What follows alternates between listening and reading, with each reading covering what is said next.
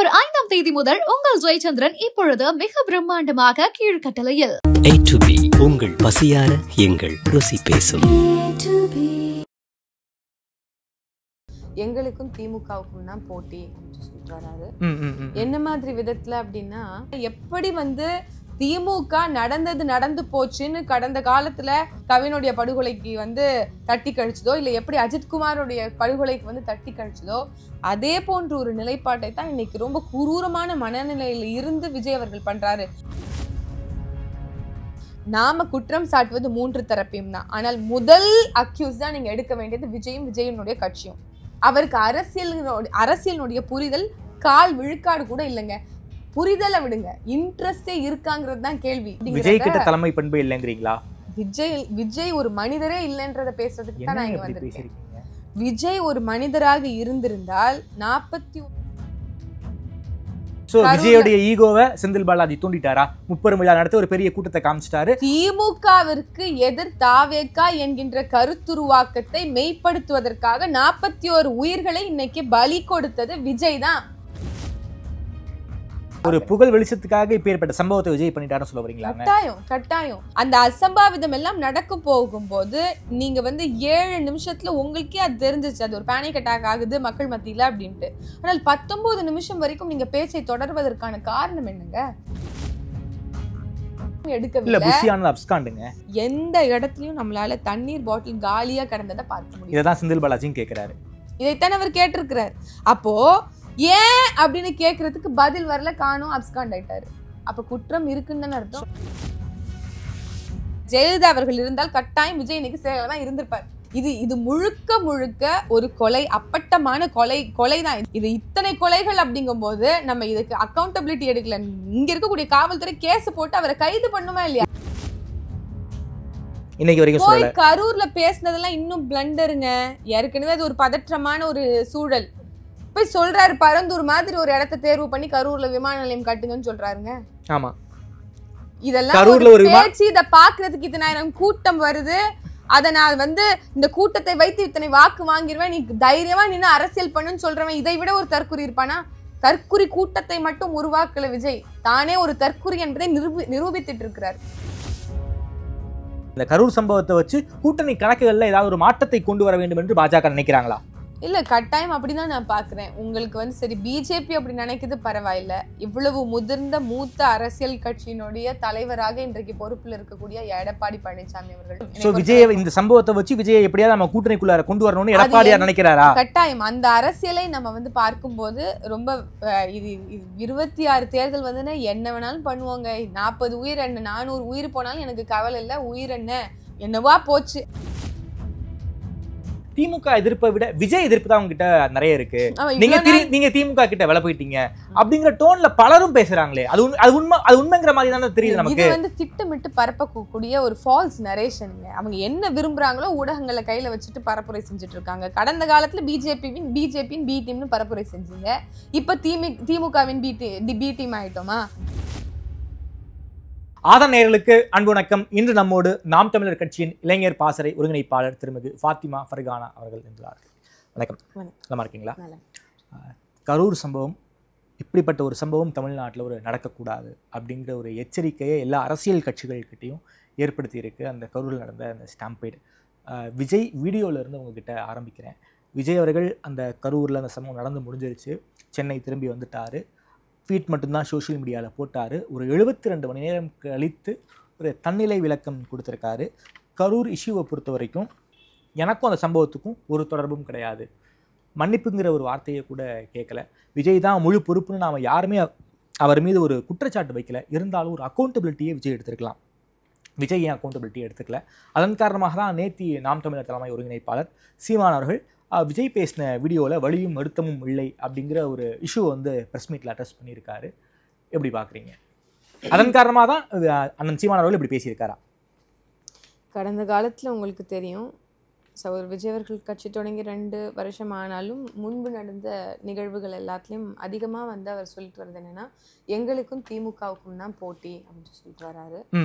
என்ன மாதிரி விதத்துல அப்படின்னா, இந்த மாதிரி திமுக ஒரு பெரிய இனப்படுகொலையே வந்து நடந்து முடிந்த போது எப்படி அக்கௌண்டபிலிட்டி எடுக்கலையோ, எங்களுக்கு வந்து எங்களால முடிஞ்சதை செஞ்சிட்டோம் அப்படின்னு சொல்லிட்டு தட்டி கழிச்சதோ, தமிழர்களுடைய உணர்வுகளை மட்டும் இல்ல தமிழர்களையே கொன்று ஒழிப்பதற்கு காரணிகளாக இருந்ததோ, இன்னைக்கு அதே மாதிரி சொந்த தாய் நிலத்துல தமிழகத்துல இதுவரைக்கும் நீங்கள் சொன்னது போலவே ஒரு அரசியல் களத்துல இப்படியான ஒரு நிகழ்வு இந்த நூற்றாண்டுல நடந்தது கிடையாது அப்படிங்கிறது தான் யதார்த்தமான உண்மை. அப்படி ஒரு சம்பவத்தை இன்னைக்கு வந்து விஜய் சார்ந்து இருக்கக்கூடிய இந்த தாவேக்காவும் வந்து நடத்திருக்கு அப்படின்னா, அவர்கள் சொல்லுவது போலவே இவர்களுக்கும் அவர்களுக்கும் தான் போட்டி, திமுகவும் தாவேக்காவுக்கும் தான் போட்டி. எல்லா கேடுகட்ட விஷயத்துக்கும் இதே மாதிரி எக்ஸாம்பிள்ஸோட எத்தனையோ சம்பவங்கள் இந்த 2 ஆண்டுக்குள்ளே நடந்துச்சு அப்படின்னு நான் பார்க்குறேன். இது வந்து நீங்க குறிப்பிட்டது போல அக்கௌண்டபிலிட்டி, ஒரு அரசியல் கட்சி தலைவர் எல்லாத்தையும் முதல்ல அவதானிச்சுட்டு தான் இந்த காலத்துல வரணும். எல்லாத்துக்கும் தயார் மனநிலையில இருக்கணும். ரொம்ப ரொம்ப எந்த ஒரு சின்ன குழந்தைய கேட்டா கூட சொல்லும், ஒரு லீடர்ஷிப் குவாலிட்டினா என்னன்னா டிசைசிவ் அபிலிட்டி, ஒரு தீர்மானிக்கக்கூடிய பக்குவம் தான் ஒரு தலைமைத்துவத்துக்கான முக்கியமான பண்பு. அப்படிங்கிற தலைமை பண்பு இல்லைங்கிறீங்களா? விஜய் ஒரு மனிதரே இல்லைன்றத பேசுறதுக்கு தான் நான் இங்க வந்திருக்கேன். விஜய் ஒரு மனிதராக இருந்திருந்தால் 41 நம்ம ஒரு ஆர்கனைசேஷன் எடுத்துப்போமே, சரி ஆர்கனைசேஷன் வேணாம், ஒரு வீட்டை எடுத்துப்போம். ஒரு வீட்டுல ஒரு நிகழ்ச்சி நடக்குது, நீங்க வீட்டுக்கு உங்களுடைய சுற்றார் உறவினர்கள் எல்லாரையும் அழைக்கிறீங்க அப்படின்னா, அங்க ஏதாவது நடந்துச்சு அப்படின்னா யார் பொறுப்பேற்பா?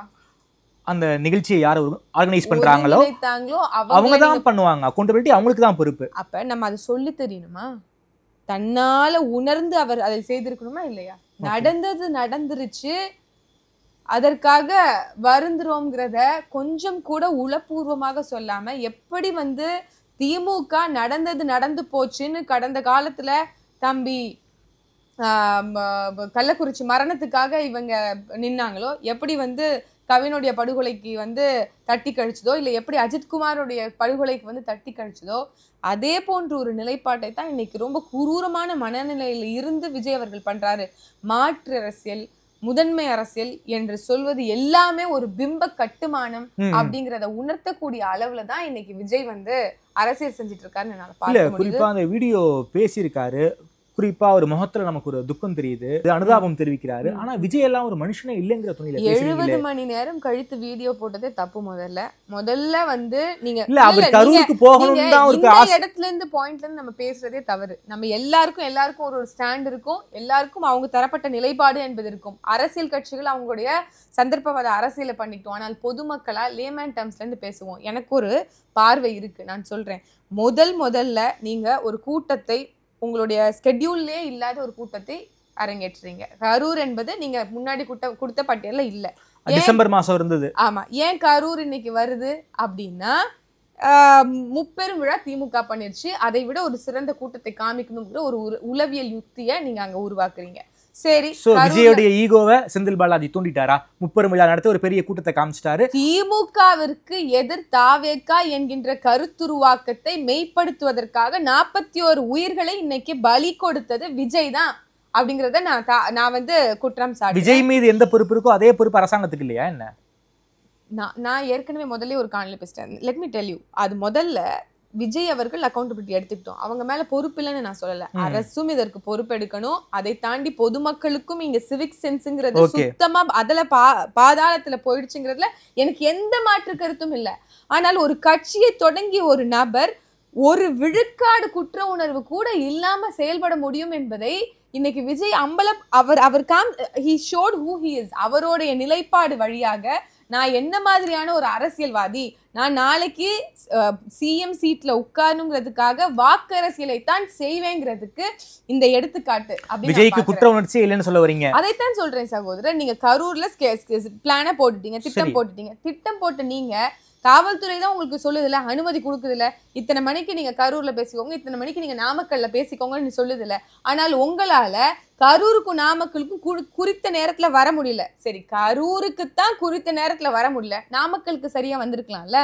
உங்களால நாமக்கல்ல இருந்து திருப்பி பனையூர் வரைக்கும் நீங்க சொன்ன நேரத்துல, திட்டமிட்ட நேரத்துல விமானத்தை பிடிக்கிறதுக்காக போக முடிஞ்ச நீங்க, அவ்வளவு பெரிய கூட்டத்தையே கலைத்துட்டு திருப்பியும் உங்களால வீட்டுக்கு ஓடி போக முடிந்த நீங்க, அவ்வளவு என்ன சொல்றது, ஒரு டிஸ்டர்பன்ஸ் சொல்ல முடியாது, ரெஸ்ட்லெஸ்னஸ், அது ஒரு மேசக்கர் தான்.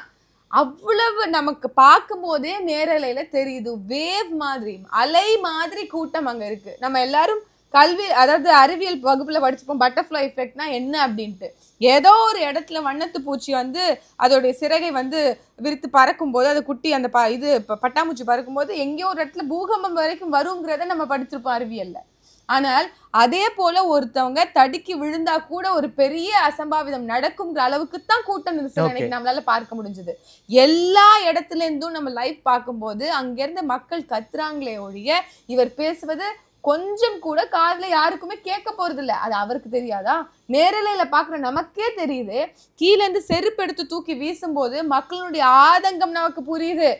காரணம், இங்க 10 பேர் செத்து கிடக்குறான், 15 பேர் மயங்கி கிடக்குறான்னு ஒருத்தவர் கொதிச்சு அங்க நிக்கிற ஒரு தொண்டன் வந்து சொல்றான். எது ஒண்ணுமே பொருட்படுத்தலைங்க. அவருடைய நோக்கம் வந்ததுக்கு நாம வந்து 2 வார்த்தை சும்மா ஒளரிட்டு போகணும். ஆதவ் அர்ஜுனாவோ இல்ல ஜான் ஆரோக்கியசாமியோ இல்ல புஷி ஆனந்தோ யாரோ ஒருத்தவங்க சொல்றத வாசிச்சுட்டு போகணும். அன்னைக்கு அங்க பவுன்சர் சொல்றாருங்க பக்கத்துல இருந்துட்டு, கூட்டத்துல வந்து ரொம்ப ஒரு கிரவுட் பர்ஸ்ட் மாதிரி தெரியுது, நீங்க உடனடியாக நிறுத்தணும்பா அப்படின்னு ஹிந்தில சொல்றாரு.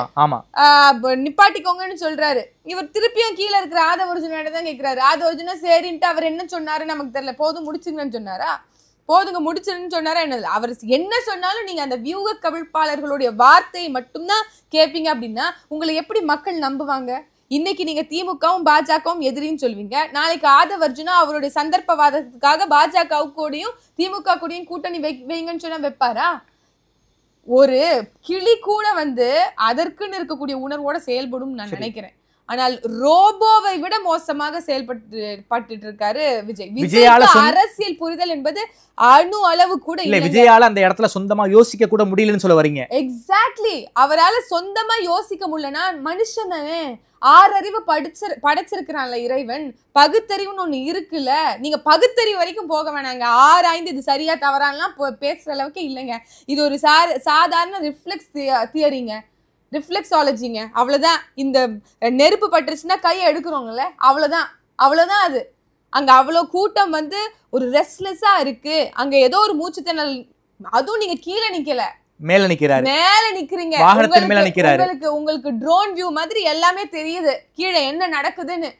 கொஞ்சம் கூட மனிதாபிமானமற்ற ஒரு மனிதரால இப்படி நடக்க முடியுமா? அதனால தான் சொன்னேன், இவர் அரசியல்வாதி இல்லைங்க, மனிதரே இல்ல. அந்த அளவுக்கு தான் இந்த நிகழ்வு சம்பவம். அந்த வீடியோல வந்து ஒரு 4-5 மாவட்டங்கள்ல நாங்க வந்து மக்கள் பிரச்சாரம் போயிட்டோம், எங்கேயுமே நடக்கல. கரூர்ல மட்டும் ஏன் நடந்துச்சு, எப்படி நடந்துச்சுன்னு எனக்கு தெரியல. கரூர் மக்கள் பேசக்கூடிய வீடியோக்கள்லாம் பார்க்கும்போது கடவுளை இறங்கி வந்து பேசுற மாதிரி துணியில எனக்கு தெரியுதுங்கிறாரு. குறிப்பாக ஒரு சதி இருக்குங்கிறாரு விஜயோடைய. நாம அந்த வீடியோவை பார்க்கும்போது ஒரு கான்ஸ்பிரசி இருக்குங்கிறாரு. ஜெகதீஸ்வரன் சகோதரர் வந்து ஏற்கனவே வந்து விஜய் அவர்களுடைய கட்சியில் தான் இருந்தாரு. ஒரு மிகப்பெரிய அவங்களுடைய கட்சியினுடைய வளர்ச்சிக்காக ஆரம்ப காலகட்டத்திலேருந்தே இருந்த ஒரு நபர் தான். பொதுவாக ஒரு அரசியல் பார்வை உள்ள ஒரு நபர் தான். அவர் சொல்றது என்னன்னா, ஏற்கனவே திருச்சிலையும் இங்க நாகப்பட்டினத்திலயும் அங்க மதுரையிலையும் அப்படியே ஒவ்வொரு கூட்டத்திலயும் 400 பேர் 500 பேர் வந்து மயங்கி விழுந்திருக்காங்க. இது எதை ஒன்றுமே பொருட்படுத்தல. காரணம் என்ன? அவர்களுக்கு அதை பத்தி கவலை இல்லை. அதனாலதானே இன்னைக்கு 41 பேர் உயிரிழந்தாலும் பரவாயில்லன்னு ஒரு அக்கௌண்டபிலிட்டி கூட இல்ல அவங்க கிட்ட. சாரின்னு ஒரு ஃபீலிங் எங்கேயாவது இருக்கா? இந்த மனநிலை ஒரு நார்சிஸ்டிக் பர்சனாலிட்டி டிஸார்டர்னு நான் பாக்குறேன்.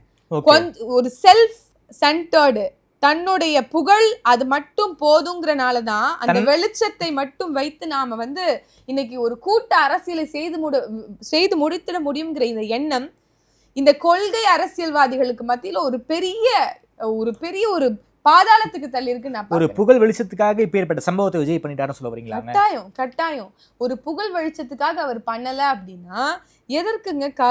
நாமக்கல்ல இருந்து கரூர் வருவதற்கு, அதாவது வெறும் 50 நிமிஷத்துல வந்துட முடியும், 30 கிலோமீட்டர் தூரம் அப்படிங்கிறாங்க. ஆனால் 7 மணி நேரம் கடந்திருக்கீங்க. அந்த அசம்பாவிதம் எல்லாம் நடக்க போகும்போது நீங்க 7 நிமிஷத்துல உங்களுக்கே அது தெரிஞ்சிச்சு, அது ஒரு பேனிக் அட்டாக் ஆகுது மக்கள் மத்தியில அப்படின்ட்டு. ஆனால் 19 நிமிஷம் வரைக்கும் நீங்க பேச்சை தொடர்வதற்கான காரணம் என்னங்க?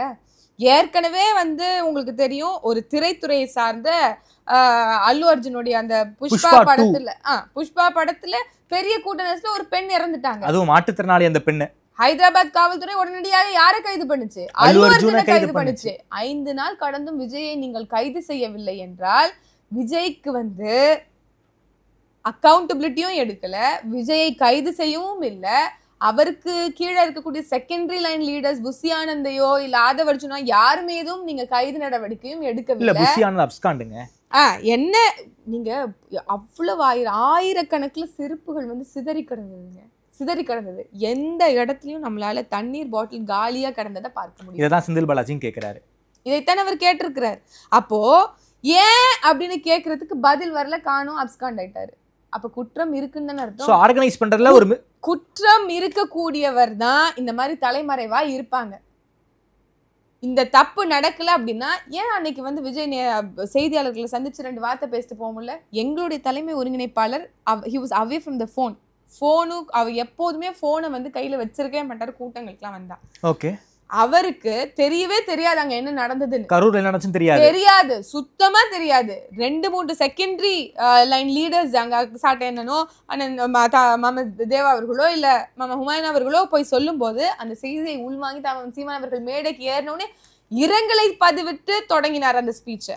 எங்க பேசிட்டு இருந்தாங்க? இங்க நம்ம தர்மபுரியில மலைகளின் மாநாட்டுக்காக பேசிக்கிட்டு இருந்தாங்க. அந்த நேரம் எந்த ஒரு பேசிக் இன்ஃபர்மேஷனும் இல்லாம 3 உயிர்கள் இருந்ததுங்கிற செய்தியை கேட்ட உடனே அவர் அரசியல் பண்ணிருக்கலாம்ல நினைச்சேன்.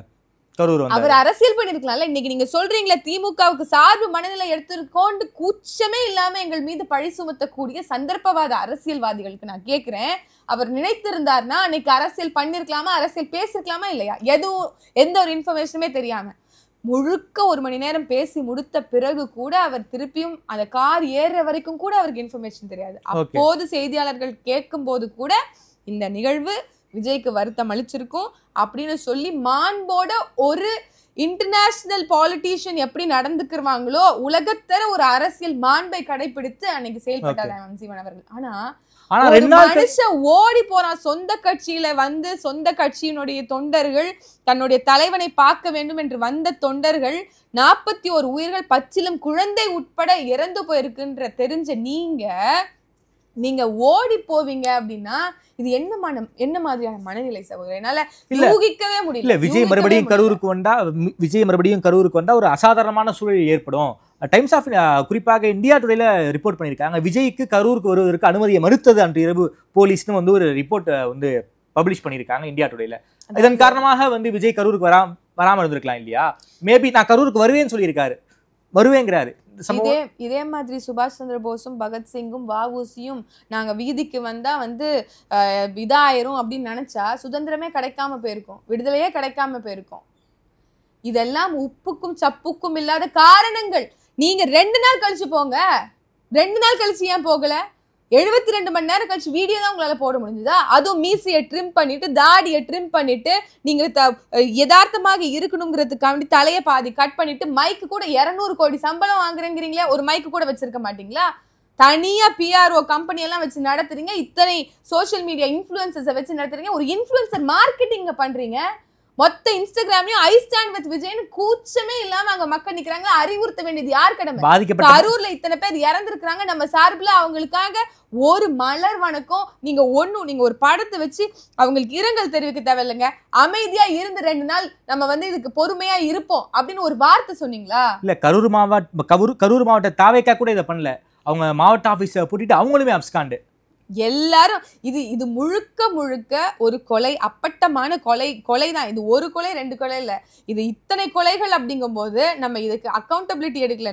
இங்க இருக்கக்கூடிய காவல்துறை கேஸ் போட்டு அவரை கைது பண்ணுமா இல்லையா? இதேதான் திரும்ப கேட்டிருக்காரு, கேட்டிருக்காங்க, பலரும் கேட்டிருக்காங்க. உண்மையாக சொல்ல போனால் நமக்கு அதிமுக மீதும் திமுக மீதும் எத்தனையோ விமர்சனங்கள், முரண்பாடுகள், கருத்தியல் ரீதியாக, கொள்கை ரீதியாக இருக்கு. அம்மையார் ஜெயலலிதா அவர்கள் இருந்தால் கட்டாயம் விஜய் இன்னைக்கு சேவைதான் இருந்திருப்பார்.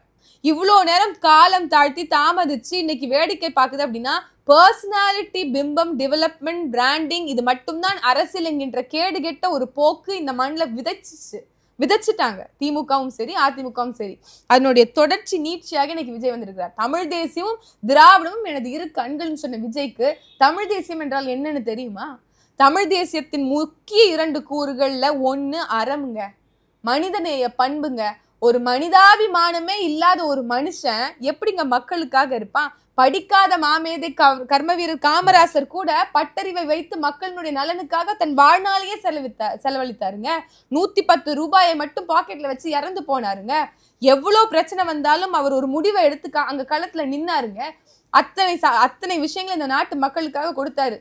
எல்லாருக்கும் பல சிம்பிள்ஸ் சீமான் அவர்கள் சொல்வது போல ரெண்டு காமிக்கிற மாதிரி படங்களும் இல்ல கையை உயர்த்தியும் நடை போடுற மாதிரியும் தான் சிலைகள் இருக்கும். ஆனா குழந்தைகளை கையில் பிடித்து ஒரு தலைவருக்காக சிலை இருக்குன்னா அது ஐயா காமராஜர் அவர்களுக்கு தான். மாடு கூட திணறி செக்கிழுக்க திணறி அந்த செக்கை இழுத்தவர் ஐயா வஉசிங்க. அவர் தியாகிங்க. இன்னைக்கும் வாழ்நாள் தியாகின்னு ஒருத்தவர் இருக்கிறாருங்க, நல்ல கண்ணு. இவங்க எல்லாரையும் விட்டுட்டு ஒரு திரையில இருக்கிறான்ட்டு அவரை பாக்குறதுக்காக 20 கிலோமீட்டர் 25 கிலோமீட்டர் நெடுக மக்கள் நிக்கிறாங்க. அப்படின்னா எதை இந்த காட்சிகள் எல்லாம் உணர்த்துது அப்படின்னா, கல்வியில் சிறந்த தமிழ்நாடெல்லாம் இல்ல, நாம இன்னும் கல்வியை கட்டாயமாக்க வேண்டியது பல இடங்களில் உண்டு அப்படிங்கிறதைத்தான் தாவேக்காவை சார்ந்த ரசிக மனப்பான்மையிலிருந்து தமிழ்நாடு வெளியே வரல. இது உண்மையாகவே சகோதரர் விஜய் வந்தது ரொம்ப ரொம்ப நல்வாய்ப்புன்னு நான் பாக்குறேன். எவ்வளவு மக்கள் பின்னோக்கி இருக்கிறார்கள் இன்னும் நம் சமூகத்துலன்னு எடுத்து காட்டுறதற்கு ஒரு உதாரணமாக விஜயனுடைய கட்சி அமைந்திருக்கு. சும்மா வெளியில காட்டுற பிம்பம், நம்ம வளர்ந்த மாநிலம், நம்ம சிறந்த கல்வியில சிறந்துட்டோம், நம்ம முன்னோக்கி இருக்கோம், முதிர்ச்சி அடைந்த மக்கள் இருக்கக்கூடிய மாநிலம்னு சொல்வதெல்லாம் எல்லாம் பொய்ன்னு இன்னைக்கு விஜயனுடைய கூட்டம் காமிக்குது நமக்கு. ஓகே, கரூர் சம்பவத்துக்கு பாஜகவுடைய அந்த எம்பிக்கள் குழு வந்திருக்கு. ஃபார் எக்ஸாம்பிள் அந்த நம்ம சென்னை ஏர் ஷோ அங்க வரல, பெங்களூர் சின்னசாமி மைதானம் அங்க ஸ்டாம்பைடு அங்க வரல, மகா கும்பமேளா அங்க ஸ்டாம்பைடு அங்கேயும் வரல, டெல்லியில ஒரு ஸ்டாம்பைடு நடந்துச்சு அங்கேயும் வரல, மணிப்பூர் அங்கேயும் போல ஒரு மிகப்பெரிய இனக்கலவரம். இதுக்கு மட்டும் ஏன் பாஜக விஜயை காப்பாத்தணும்னு நினைக்கிறாங்களா? பாஜகவை பத்தி நமக்கு தெரியாதா? பாஜக ஏற்கனவே கடந்த காலங்கள்ல பிணவ அரசியல் செய்தவர்கள் தான். குஜராத்ல நமக்கு தெரியும் 2000ல அத்துணை இஸ்லாமிய சொந்தங்களை அங்க இஸ்லாமியர்கள் நம்ம சொல்ல தேவையில்ல, அவங்களும் மனிதர்கள் தான், அவங்களுக்கும் ரத்தம் சதையும் தான் இருக்கு நம்ம எல்லாரும் போல. அந்த மாதிரி உயிர்களை கொன்றவர்கள் தான் பிஜேபி. அதை வைத்து அரசியல் செய்வதில் இவர்களுக்கு கொஞ்சம் கூட தயக்கமோ கலக்கமோ இருக்காது. அவர்களை பத்தி தெரிஞ்சது தானே, அவர்களை பத்தி தெரிந்தனால நம்ம எதுவுமே அவங்களை சொல்றதுக்கு அவசியம் இல்லை அப்படின்னு நான் நினைக்கிறேன். அந்த அரசியல் அவர்கள் செய்யக்கூடியவர்கள் தான். இன்னைக்கு இதை ஒரு தேர்தல் வாக்குகளாக மாத்தணுங்கிற எண்ணம் மற்ற எல்லா கட்சிகளுக்கும் இருக்கு. இது எப்படியாவது வாக்குகளாக அறுவடை செய்யணும்னு எல்லா கட்சியும் கூட்டணிக்கு பிளான் பண்றாங்களா? இந்த கரூர் சம்பவத்தை வச்சு கூட்டணி கணக்குகள்ல ஏதாவது ஒரு மாற்றத்தை கொண்டு வர வேண்டும் என்று பாஜக நினைக்கிறாங்களா? இல்ல, கட்டாயம் அப்படிதான் நான் பாக்குறேன். உங்களுக்கு சரி, பிஜேபி அப்படி நினைக்குது பரவாயில்ல. இவ்வளவு மூத்த அரசியல் கட்சியை சார்ந்து நீங்க சொல்றது போலவே மாவட்டம், ஒன்றியம், கிளைன்னு சொல்லி வளர்ந்த ஒரு முதிர்ந்த அரசியல் கட்சியினுடைய தலைவராக இன்றைக்கு பொறுப்பில் இருக்கக்கூடிய எடப்பாடி பழனிசாமி அவர்கள் மேம்போக்காக ஒரு நார்மலைஸ் பண்ணக்கூடிய ஸ்டேட்மெண்ட்ஸையோ உங்களுக்கு தெரியாதது இல்ல. இவ்வளவு கூட்டத்தை நீங்க ஏற்கனவே பார்த்த நீங்க தான். இது எவ்வளவு பெரிய அசம்பாவிதம் தெரியும். நீங்க சொன்னது போல மகா கும்பமேளால வேணா ஸ்டாம்பீட்ஸ்லாம் நடந்து நம்ம கேள்விப்பட்டிருக்கோம். ஆனால் அரசியல் பரப்புரையின் கூட்டங்களில் இவ்வளவு உயிர்கள் பறிப்போனது என்பது இது வரலாற்றில் முதல் முறை. அப்போ ஒரு அரசியல் கட்சியில இருக்கக்கூடிய ஒரு நபரால, கீழேந்து மேல வந்தேன்னு சொல்லக்கூடிய ஒரு நபரால இதை முழுமையாக ஒரு மனிதாபிமான பார்வையோடு பார்க்க முடியல என்பது மிகப்பெரிய வருத்தம். இந்த சம்பவத்தை வச்சு விஜயை எப்படியாவது நம்ம கூட்டணிக்குள்ளார கொண்டு வரணும்னு எடப்பாடியார் நினைக்கிறாரா? கட்டாயம் அந்த அரசியலை நம்ம பார்க்கும்போது ரொம்ப இது 26 தேர்தல் என்ன வேணாலும் பண்ணுவாங்க, 40 உயிர் என்ன 400 உயிர் போனாலும் எனக்கு கவலை இல்லை, உயிர் என்ன. ஓகே, என்னவா போச்சு அப்படின்னு சொல்வது போலதான் இது. குறிப்பாக சனிக்கிழமை அண்ணன் சீமான் அவர்கள் ரொம்ப மெக்னானிமஸாக நடந்துக்கிட்டாரு இந்த கரூர் சம்பவத்தை பொறுத்த வரைக்கும். நேற்றுக்கு சிவகாசியில் ஒரு ப்ரெஸ் மீட்டு, விஜயுடைய வீடியோவை பார்க்கும்போது விஜயோட இதயத்தில் வலியோ காயமோ இல்லைன்னு இன்னொரு ஸ்டாண்டை எடுத்திருக்காங்க. விஜய் உடஞ்சு போயிருக்காரு, அவரால் இப்படி ஒரு சம்பவம் நடந்துருச்சு, ஆனால் விஜயோடைய இதயத்தில் வலியோ காயமோ இல்லைன்னு போகிற போக்கில் சொல்லிட்டீங்களே. இல்லை போகிற போக்கில் இல்லை. நாம் இன்னைக்கு நீங்கள் உங்களுக்கும் சரி எனக்கும் சரி எல்லாருக்குமே இன்னைக்கு ஊடகம் என்பது கையில் இருக்குது, உள்ளங்கையில் வந்துச்சு. எவ்வளோ வீடியோ எவிடன்சஸ் ஒவ்வொரு நாளும் நம்மளால் பார்க்க முடியுது. இப்போ வரைக்கும் வந்துட்டு இருக்கு. அப்போ இந்த எவிடன்சஸ் எல்லாம் பார்த்துட்டு இருக்கும் போது நமக்கு ஒரு மனநிலை இருக்குல்ல, நமக்குலாம் மனசாட்சி இருக்குல்ல. நீங்கள் எல்லா கட்சிகளும் சந்தர்ப்பவாத நோக்கத்தோட சார்பு நிலையும் அவங்களுடைய அரசியல் நோக்கங்களையும் முன்வைக்கும். ஆனால் இந்த எந்த தேவையும் நாம் தமிழர் கட்சிக்கு இல்லை. நாம் தமிழர் கட்சி அங்க நடந்த சம்பவத்தை உடைத்து பேசிட்டு இருக்கோமே தவிர்த்து மற்றவர்களை போல அரசியல் சந்தர்ப்பவாதத்திற்காக அவங்களோட நம்ம கூட்டணி வைத்தால் நமக்கு லாபகரமாக இருக்கும், பின்னாட்களில் நமக்கு வெற்றி வரும்னு நினைச்சிருந்தோம் அப்படின்னா எங்களுக்கு தெரியாதா திரைத்துறையில இருந்து வரக்கூடிய விஜய்க்கு எவ்வளவு பெரிய பலம் இருக்கு அப்படின்னு நாங்க அன்னைக்கு ஆதரிச்சிருக்கலாமே, அன்னில இருந்து இன்னைக்கு வரைக்கும் சாஃப்டா போயிருக்கலாமே. இல்ல, இது தவறு என்பதை சுட்டி காட்டணும். அது எந்த இடத்துல சுட்டி காட்டணும் எங்களுக்கு தெரியும். இன்னைக்கு இது நடந்திருக்கு அப்படின்னா இது நடந்திருக்கு, இது தப்புனா இது தப்பு, வம்புனா வம்பு, அன்புனா அன்புன்னு தாங்க சீமானவர்கள் அடிக்கடி சொல்வாங்க. அது யாரா இருந்தாலும் என்னுடைய கொள்கைக்கு முன்னாடி நடுவுல மறித்து நின்று என் தாயே வந்தாலும் அவங்க எனக்கு எதிரிதான் அப்படின்னு சொல்லிட்டாங்க. அதற்கு பிறகு நாங்க ஒரு நிலைப்பாட்டை சார்பு நிலை எடுக்கணும், இல்ல நாங்க ரொம்ப நடுநிலையா பேசணுங்கிற எந்த அவசியமும் இல்லை. இன்னைக்கும் திமுகவை எங்களை விட அதிகமாக தோலிருத்து காட்டுறிய கட்சிகள் எங்கேயுமே இல்ல. திமுகவை அதிகமாக விமர்சனம் பண்றீங்க, ஆனா சமீப காலமாக திமுக எதிர்ப்பை விட விஜய் எதிர்ப்பு தான் உங்ககிட்ட நிறைய இருக்கு.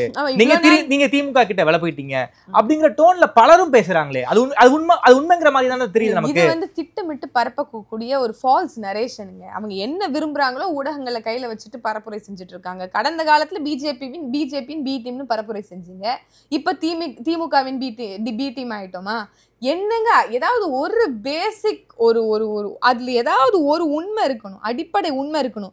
எங்களுடைய கடமை இறுதி வரைக்கும் மக்களுக்காக கத்திச்சாவதுன்னு சொல்லி எல்லாரும் அவர்களுடைய வாழ்க்கையை இளமை பருவத்தை எல்லாரும் துறந்து இன்னைக்கு ஒரு அணியாக திரண்டு அரசியல் படுத்தப்பட்டு ஒரு தலைவருக்கு பின்னாடி நிக்கிறோம் அப்படின்னா இங்க இருக்கக்கூடிய கொள்கையும் அவர் முன்னெடுத்துட்டு போகக்கூடிய அரசியலும் தான் காரணம். சரி, ஆனாலும் சமீப காலமாக விஜய மட்டும் குறிவைப்பது ஏன்கிற கேள்வி இருக்கே. நீங்க விஜய பத்தி கேள்வி கேட்டா விஜய பத்தி, ஆனால் இந்த சம்பவத்துல விஜய பத்தி நாங்களே வாலண்டியரா பேசுவோம். ஏன்னா இன்னைக்கு நடந்திருக்கக்கூடியது எங்க மக்களுக்கான சிக்கல், என் மக்களுடைய பிரச்சனை. இன்னைக்கு 41 உயிர் என்னுடைய தொப்புள் கொடி, ஈழத்துல இருக்கிறது மட்டும் என்னுடைய தொப்புள் கொடி சொந்தங்கள் இல்ல. இந்த தமிழர்களுக்கு இருக்கக்கூடிய 2 தாயகம், மரபு வழி தாயகம், ஒன்னு ஈழம் மற்றொன்று தமிழ்நாடு. தமிழ்நாட்டுல இருக்கிறதும் என்னுடைய தமிழ் சொந்தம் தானே. அப்ப இதுக்கு ரத்தம் கொதிக்கல அப்படின்னா நீ என்ன தமிழன், நீ என்ன இந்த மண்ணின் மகன்? அப்ப நாங்க தார்மீகமா இந்த மண்ணுக்காக நிக்கிறோங்க. இல்ல, மண்ணுக்காக துப்பாக்கி சூட்ல 13 பேர் இறந்தப்போ அதிமுகவை எவ்வளவு கடுமையாக நாம் தமிழர் கட்சி விமர்சனம் பண்ணீங்க. எந்த அரசியல் கட்சி தலைவர் மீதும் குற்றம் சுமத்தப்படல. எங்கள் தலைமை ஒருங்கிணைப்பாளர் சீமானவர்கள் மீது வழக்கு பதியப்பட்டது. அருணா ஜெகதீசன் ஆணையின்படி வழக்குக்காக விசாரணைக்காக முன்னின்றவர் தான் சீமானவர்கள். 1 மணி நேரத்துக்கு மேல நின்று விசாரணைக்கு அவர் பதிலளிச்சுட்டு வந்திருக்கிறாரு. அன்னைக்கு எப்படி எங்க ரத்தம் கொதித்ததோ, எப்படி கள்ளச்சாராய மரணத்தின் போது எங்களுடைய ரத்தம் கொதித்ததோ, அப்படி இதே தாவேகாவினுடைய கூட்ட நெரிசலால இறந்து போன 41 உயிர்களுக்கு எங்களுடைய ரத்தம் கொதிக்குது. பச்சிலம் குழந்தை, அந்த குழந்தைக்கு வாய் பேச முடியாத தாய், அவங்க கத்தக்கூடிய அந்த குரலை நம்மளால வீடியோலயே பார்க்க முடியல, களத்துல நேர்ல நின்று எங்களுடைய அண்ணன்மார்கள் சென்று பார்த்துருக்குறாங்க. கட்டாயம் ஒரு நிருபராலேயே அதை அவரால் பதிவு செய்ய முடியல. அப்படிப்பட்ட காட்சிகளை நம்மளால பார்க்க முடியுது. கர்ப்பிணி பெண் தன் கணவரை இழந்துட்டா அந்த கூட்ட நெரிசல்ல. எப்படி இதெல்லாம் எடுத்துக்கொள்றது? ஒரு நியூஸ் ரிப்போர்ட்டர் பதிவு செஞ்சதை நம்மளால பார்க்க முடிஞ்சது. ஒரு குழந்தையோட குடல் வெளியில வந்துச்சுன்னு சொல்றாங்க.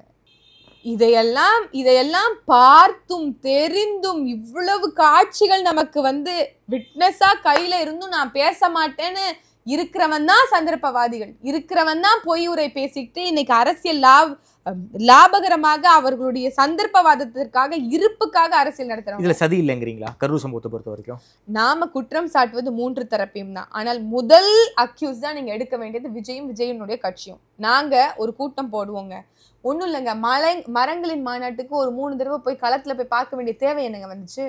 எங்க தலைமை ஒருங்கிணைப்பாளர் ஈசியால இருக்காரு, திருத்தணி எவ்வளவு தூரம் இருக்குங்க, அந்த களத்தை வந்து சோதிப்பதற்காக 2-3 முறை அந்த களத்துக்கு வருவதற்கான தேவை என்னங்க வந்துச்சு? எப்படி ஒழுங்கமைச்சிருக்கிறாங்க, கூட்டம் எந்த இடத்துல உட்காரும், எந்த அசம்பாவிதமும் நடக்காதா, நாற்காலிகள் எப்படி அமைப்பது, மேடை எப்படி அமைப்பது, காற்று வருமா, சஃபகேட்டிங்கா இருக்குமா, எல்லாத்தையும் தீர்மானித்து தண்ணி எப்படி வந்து எல்லாருக்கும் விநியோகம் பண்றது, எந்தெந்த ஊர்ல இருந்து வந்தாங்கன்னா அதற்கான போக்குவரத்து வசதி எங்க நிப்பாட்டுறது, எல்லாரும் 2ஆம் கட்ட 3ஆம் கட்ட தலைவர்கள் இருக்கிறாங்க. ஆனாலும் ஒரு தலைவருக்கு எங்கெங்க வந்தது? ஏன்னா அவர் மக்களை நேசிப்பாருங்க, அவர் கட்சி பொறுப்பாளர்கள் பார்த்துப்பாங்கன்னு சும்மா விட்டுட்டு போற ஆள் இல்ல. 15 ஆண்டு காலம் அனுபவம் இருந்தால் இன்னைக்கும் எந்த கட்சி கூட்டத்திலும் இல்லாத நேர்த்தி நாம் தமிழர் கட்சியில இருக்கும். நீங்க நாற்காலியை எடுத்து வந்து உட்கார்றவங்க திருப்பி போட்டுட்டு போவாங்க, கீழே குப்பை இருக்குன்னா அதை எடுத்து போட்டுட்டு போவாங்க. பெண்கள்னா பெண்களை அப்படி பாதுகாப்பா பார்ப்பாங்க. ஆண்கள் வந்து உட்கார்ற இடத்துல பெண்கள் நின்னுட்டாங்கன்னா ஆண்கள் எந்திரிச்சு போயிருவாங்க. இவ்வளவு நேர்த்தியையும் 15 ஆண்டு காலம் கடந்தும் அவர் களத்துக்கு நின்னு போய் சரி செய்யறாருன்னா அது ஒரு அரசியல் கட்சி தலைவருக்கு அழகு. இதே மாதிரி திராவிட கட்சியிலும் ஒரு 2ஆம் கட்ட 3ஆம் கட்ட தலைவர்கள் வந்து அதை ஆர்கனைஸ் பண்ணுவாங்க, என்ன பிரச்சனை இருக்குன்னு பாப்பாங்க. ஆனா இங்க யாருமே பார்க்கல.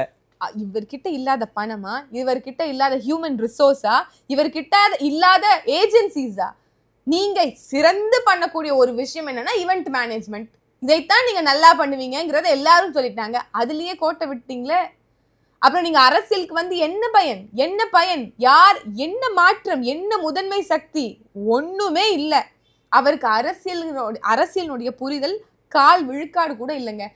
புரிதலை விடுங்க, இன்ட்ரெஸ்டே இருக்காங்கிறது தான் கேள்வி இன்னைக்கு. அதுதான் சொல்றேனே, அவருக்கு வந்து முழுக்க முழுக்க ஜோசியரும் ஜோதிடரும் சொல்லி கொடுத்தா அந்த குறித்த நேரத்துல போகணும் வரணும்னு தெரியுமே தவிர்த்து மற்றபடி மக்களினுடைய நலன், மக்களினுடைய நல்வாழ்வு, இந்த மக்களுக்கான அரசியல் என்றால் என்னன்னு தெரியாது. ஜீரோ. விஜய்க்கு அரசியல் புரிதலே இல்லைன்னு சொல்ல வரீங்களா? கட்டாயம் அரசியல் என்றால் என்னன்னு தெரியாம இருக்காரு. ஒரு ரோபோ விட மோசமா நடந்துக்கிறாரு. வியூக கவிழ்ப்பாளர்களாக இருக்கக்கூடிய மற்றவர்கள் வியூக வகுப்பாளர்கள் உங்க பாணியில. எங்களுக்கு தெரிஞ்சு அவர் வியூக கவிழ்ப்பாளர்கள் தான். அவங்க ஒழுங்கா வியூகங்களை வகுத்து கொடுத்தா ஏன் இந்த மாதிரி இருக்கிறாரு? 2 பக்க உரை தான், அந்த 2 பக்கத்துல திருப்பி திருப்பி ஒரே பேட்டர்ன் தான். எந்த தொகுதிக்கு போனாலும் அந்த தொகுதியில என்ன நல்லா இருக்கோ அதை சொல்லணும். டூரிஸ்ட் கைடு மாதிரி. திருவாரூர்னா தேரு, நாகப்பட்டினம்னா மீனவர்கள், வேளாங்கண்ணினா மாதா கோவில் அப்படின்னு இது ஒரு ஃபார்மேட், ஒரு டெம்ப்ளேட் இருக்கு. ஒரு டெம்ப்ளேட். எல்லா ஊருக்கும் போனா அந்த ஊரை பத்தி 2 வார்த்தை சொல்லணும். அந்த ஊர்ல ஃபேமஸா இருக்கிற முறுக்கு கிறுக்குன்னு ஏதாவது ஒண்ணு பேசணும். அதற்கு பிறகு அங்க வந்து திமுக செய்த வாக்குறுதிகள் என்ன, அந்த வாக்குறுதிகள்லாம் என்னன்னு நமக்கு தான் தெரியுமே, மக்களுக்கு தெரியாதா? போராடுற எல்லா துறைக்கும் தான் தெரியும். மீனவருக்கு அவங்களோட பிரச்சனை என்னன்னு தெரியும், மாணவருக்கு என்னன்னு தெரியும், ஆசிரியருக்கு என்னன்னு தெரியும், செவிலியருக்கு என்னன்னு தெரியும், மாணவருக்கு என்னன்னு தெரியும். இவங்க என்ன வாக்குறுதியை கொடுத்து என்ன வாக்குறுதி கொடுக்கலன்னு எல்லாருக்கும் தான் தெரியும். இதை சொல்லுவதற்காகத்தான் இவ்வளவு பணத்தை கொடுத்து கட்சியை தொடங்கி வச்சிருக்கீங்களா? பத்திரிகையாளர்கள் எல்லாம் கேட்கறாங்க, புதுசா பேசுங்கன்னு அவங்க தரப்ப நாம வந்து ஆக்சஸ் பண்ணி சொல்லிக்கிட்டு இருக்கோம். புதுசா பேசுனா என்னத்த பேசுறது? இருக்கிறதான் பேச முடியும். பின்னர் செவ்வாய் கிரகத்துக்கு ராக்கெட் விட முடியுமான்னு சர்காஸ்டிக்கா இதை பத்தி பேசுறாரு. ஹோம்ஒர்க் பண்ணுங்க, இன்னும் கிரவுண்ட்ல பல்வேறு பிரச்சனை இருக்குங்க, அதை பத்தி பேசுங்க அப்படிங்கிற இன்புட்ஸ் நம்ம தரப்புல இருந்து சொன்னா அதற்கு பதில் வந்து இப்படி வருது. அதுவும் மேடையிலேயே பேசுறாரு. இதை பத்தி எந்த ஒரு தீர்வை நோக்கி அரசியலுமே இல்லை. இவர் மாற்றுங்கிறாரு. எங்களுடைய தலைமை என்ன சொல்லு தெரியுமா? நானே மாற்றுங்கிறாரு. நான் வந்தா இந்த விஷயம் வராதுன்னு ஒரு துணிவோட ஒரு அரசியல் தலைமகன் சொல்லணும். இவரால சொல்ல முடியுமா? இன்னைக்கு வரைக்கும் போய் கரூர்ல பேசினதெல்லாம் இன்னும் பிளண்டருங்க. ஏற்கனவே அது ஒரு பதற்றமான ஒரு சூழல். போய் சொல்றாரு, பரந்தூர் மாதிரி ஒரு இடத்தை தேர்வு பண்ணி கரூர்ல விமான நிலையம் கட்டுங்கன்னு சொல்றாருங்க. ஆமா, இதெல்லாம் பேச்சு. இதை பாக்குறதுக்கு இத்தனாயிரம் கூட்டம் வருது. அதை நான் வந்து இந்த கூட்டத்தை வைத்து இத்தனை வாக்கு வாங்கிடுவேன், நீ தைரியமா நின்று அரசியல் பண்ணுன்னு சொல்றவன் இதை விட ஒரு தற்குறி இருப்பானா? தற்குறி கூட்டத்தை மட்டும் உருவாக்கல விஜய், தானே ஒரு தற்குறி என்பதை நிரூபித்துட்டு இருக்கிறார். ஒவ்வொரு முறையும் அவரே அம்பலப்படுவார். வரும் காலங்களில் நாங்கள் சொல்லுவது ஒண்ணுதான், எதிரிகளையும் துரோகிகளையும் கட்டாயம் தேர்தல் களத்தில் வீழ்த்துவோம். ஆனால் போலிகளை களத்திற்கு வருவதற்கு முன்பே வீழ்த்துவோம். நாங்க வீழ்த்த தேவையில்ல, அவரே அம்பலப்பட்டு வீழ்ந்து கிடக்கிறார். கரூரின் 41 உயிர்கள் மரணத்தின் வாயிலாக நான் விஜயனுடைய அரசியல் எதிர்காலம் இன்னையோட நீங்க அமைதியா இருந்தீங்கன்னா உங்களுக்கு பெரிய பிரச்சனை இல்லை. இதற்கப்புறம் வந்தீங்க அப்படின்னா அவ்வளவுதான். ரொம்ப நன்றி ஃபாத்திமா. குறிப்பாக விஜயோடைய அரசியல் பற்றி உங்களுடைய பார்வை ரொம்ப தெளிவாக வச்சுருக்கீங்க. ஒரு பல்வேறு இந்த கரூர் சம்பவத்தை பொறுத்த வரைக்கும் விஜய் தான் A1 குற்றவாளி, விஜய்க்கு தான் முழு பொறுப்பு இருக்குது, அதற்கு பிறகு தான் அரசு மக்கள்னு ரொம்ப விரிவாக பேசியிருக்கீங்க. குறிப்பாக விஜய் அரசியலிருந்து வீழ்த்தப்பட வேண்டிய நபர்னு உங்களுடைய பார்வையை ரொம்ப விரிவாக வச்சுருக்கீங்க. நேரில் நேரம் கொடுத்து பேசியமைக்கு நன்றி.